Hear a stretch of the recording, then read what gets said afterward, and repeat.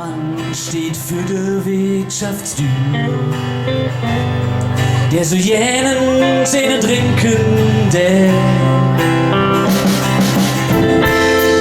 doch der hat viel zu wenig Geld, solange er auch zählt.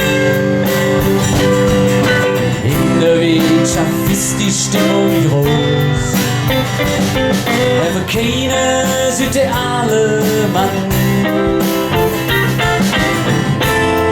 Doch da kommt einer mit einem Bier und spricht ihn voran.